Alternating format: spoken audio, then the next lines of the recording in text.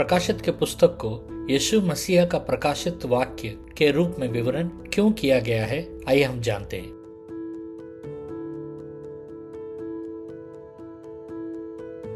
यीशु मसीह का प्रकाशित वाक्य बहुत महत्वपूर्ण है क्योंकि यह हमें बताता है कि यह पुस्तक यीशु के बारे में कुछ विशेष खुलासा करने के बारे में है। प्रकाशित वाक्य का अर्थ है किसी छुपी हुई चीज को दिखाना या उजागर करना।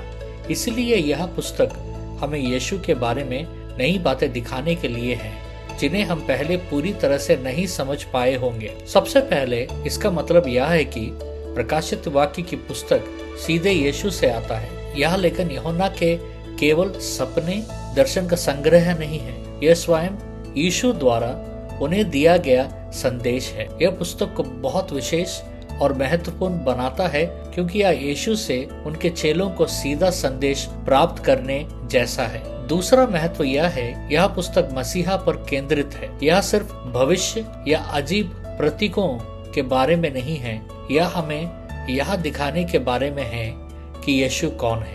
यह हमें उनकी शक्ति, उनकी महिमा और दुनिया और स्वर्ग में उनकी भूमिका के बारे में बताती है। इससे हमें यीशु को अधिक गहराई से समझने में और उनकी सराहना करने में हमें मदद मिलता है। इसके अतिरिक्त प्रकाशित वाक्य के पुस्तक को यीशु मसीहा का प्रकाशित वाक्य के रूप में वर्णित करके हमें यह दिखलाया जाता है कि प्रभु यीशु के अधीन में सब नियंत्रण में पुस्तक में वर्णित घटनाएं, चाहे वो कितनी भी रहस्यमय या डरावनी क्यों ना हो, सारी बातें प्रभु यीशु मसीह के अधिकार में है।